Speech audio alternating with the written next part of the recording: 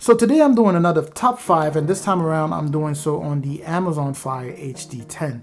Just like it was the case with my Galaxy Tab A, I've gotten a few people asking me why I say that the Amazon Fire HD10 is worth the price and why I like it, and they also ask if I could list it.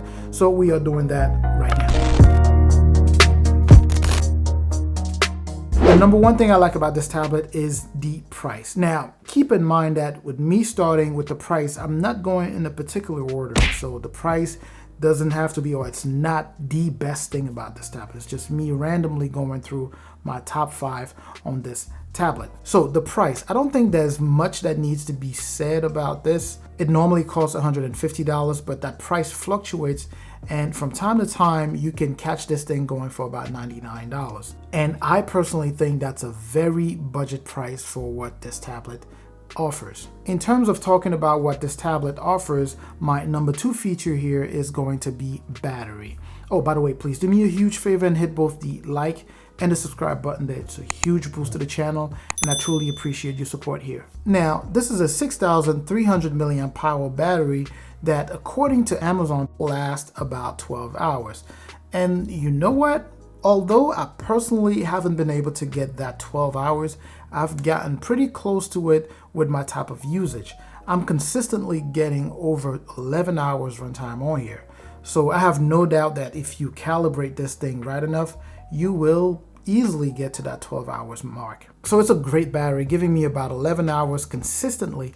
In fact, I actually stumbled across an article where the author actually tested this tablet in high definition video over Wi-Fi with full brightness, and it lasted over 8 hours. But anyways, the third thing here is going to be gaming, or game performance. I was really surprised by the way it handled gaming specifically. Obviously, very simple, small, and medium games play pretty great on here, but large games perform surprisingly well. In fact, it performs slightly better compared to my Galaxy Tab A. So overall, even beyond gaming, performance is just pretty good, especially for something in that price range. My number 4 thing here is the expandable storage option. It's always nice to have the option of using a micro SD card to expand storage. And the reason I'm saying this is because something like the iPad does not support the expandable storage via SD or micro SD card. So all you have to do here is pretty much load your stuff in a micro SD card and you are good to go. So if you're flying, or if you're going to be in an area with no access to the internet, you could just load your movies or your files in an SD card and stick it in there, and you still will have access to them.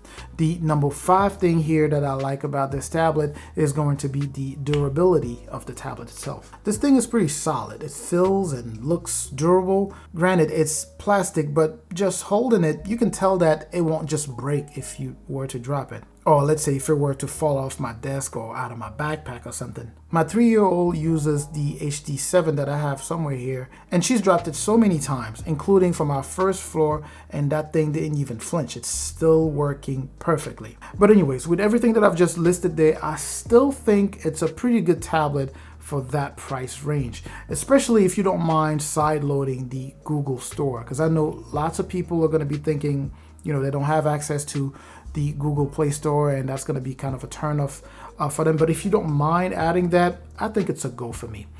Anyways, I hope you enjoyed this video. Please don't forget to like, of course, comment, subscribe. I'm going to catch you in the comment section, and I'm also going to catch you in the next video.